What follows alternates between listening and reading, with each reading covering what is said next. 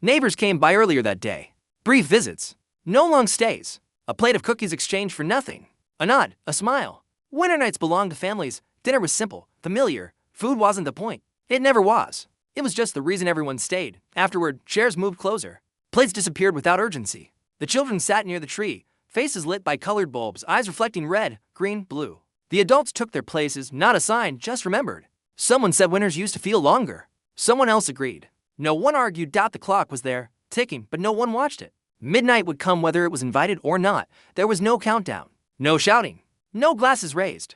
The new year didn't ask for attention. One child yawned. Another leaned against a familiar shoulder. Winter was honest about endings. When the night was done, it said so. They were carried to bed one by one. Coats folded. Shoes lying neatly by the door, still dusted with sand and snow. The tree lights stayed on. Just a few. Enough. The adults remained seated longer than necessary. No one rushed to clean. No one checked the time. Outside, the sea continued its steady rhythm, unaffected by calendars. The year changed without ceremony. No one announced a wish. Because nothing felt missing, the snow stayed that year. It covered rooftops, streets, the beach, turning familiar places into something quieter, almost sacred. The children pressed their hands to the glass in the mornings, not excited, just curious. Winter wasn't something to conquer. It was something to move within. School days were darker, afternoons shorter. Everyone carried the season with them in their coats, in their voices, in the way they walked. After class, the children came home quickly, not for toys or screens, but for warmth. Sometimes they returned to the shore, not to do anything, just to stand, to watch waves break slowly against frozen sand. The sea never froze completely. It remembered summer longer than anything else. Evenings stretched. Conversations slowed. Time wasn't chased. It waited. At night, the tree lights mattered more than anything else. The children lay on the rug, tracing the glow with their eyes, inventing stories without words. Silence wasn't empty. It belonged to everyone. Someone said winter used to feel different. Someone else said it still did. If you let it. No one disagreed. There were no banners. No loud music pouring from every corner. Just routines softened by cold.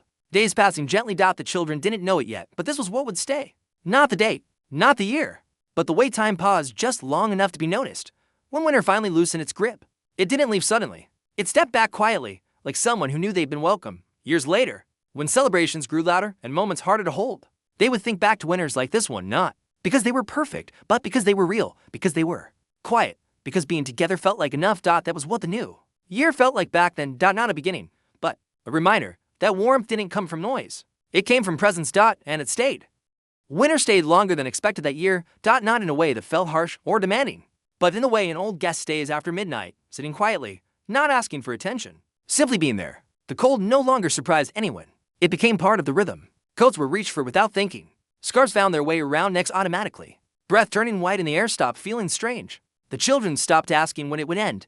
They learned that winter didn't leave on command. It moved when it was ready. Mornings became rituals. Someone always woke first. Sometimes it was one of the children. Sometimes an adult who had simply opened their eyes and decided to stay awake.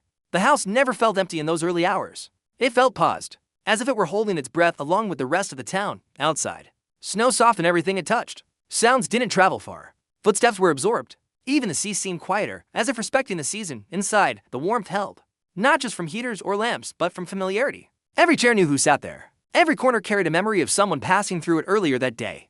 The tree lights were still on most evenings. No one questioned it. They were no longer decorations. They were part of the room now, like the walls or the windows. The children lay on the rug again, staring up, counting lights without counting numbers. Their thoughts wandered freely, untethered from schedules or plans. Winter gave them permission to be still. Sometimes one of them would speak, softly, sharing a thought that had been growing quietly for hours. The others listened. No one interrupted. Words mattered more when they were rare. The adults noticed how different this felt from other years. Not better, just different, slower, more deliberate. As if time itself had learned to sit down. Meals stretched longer. Not because there was more to eat, but because no one rushed to leave the table. Plates stayed where they were. Cups cooled and touched. Conversations drifted, sometimes circling back to nothing at all. Outside, the town moved gently. Stores opened and closed as they always had. People nodded to each other on the street. No one hurried past. Winter discouraged rushing. The children returned to the shore again. Days after the new year had passed. Snow lined the beach now, broken only by footprints and bits of seaweed caught in ice. The waves rolled in slowly, heavy with cold, but steady. They didn't play. They didn't run. They stood. Watching the sea was enough. It was the same sea they had known all their lives, but winter gave it a different voice, deeper, more patient, less interested in entertaining anyone. The children listened. Even if they didn't realize they were listening, when they came back inside, the warmth felt earned. Gloves were peeled off carefully. Boots left by the door, snow melting quietly beneath them. Jackets hung to dry, smelling faintly of salt and cold air. Evenings arrived early. But no one complained. Darkness didn't feel like an ending. It felt like an invitation. Lamps glowed. Curtains were drawn. The outside world became something to look at rather than participate in. Sometimes snow fell again. Sometimes it didn't. The difference didn't matter much anymore. One night, someone suggested turning off the lights and leaving only the tree on. The room changed instantly. Shadows softened. Faces glowed. Everything felt closer. The children leaned against each other. Adults settled deeper into their chairs. No one reached for the radio. Silence filled the room. Without asking permission, it was then that one of the adults said it, almost as a question. Do you remember when winters felt like this all the time? No one answered right away. Eventually someone nodded. Another smiled. No one tried to explain. Because some things didn't need explaining. They only needed remembering. Days passed like that, quietly, without urgency, without milestones. The calendar pages turned, but no one marked the change. Winter continued to shape the days gently, teaching without teaching, slowing everything down just enough to be noticed. The children began to understand that this feeling, the stillness, the warmth, the closeness was temporary. Not because it would disappear soon, but because everything eventually changed.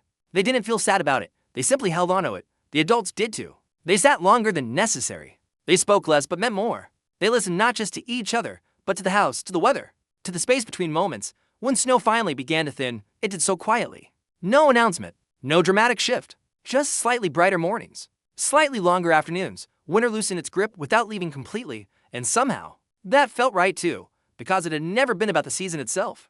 It had been about what the season allowed. It allowed slowness. It allowed presence. It allowed people to be together without needing a reason. Years later, the children would grow. The house would change. Winters would feel different, louder, faster, more crowded with noise.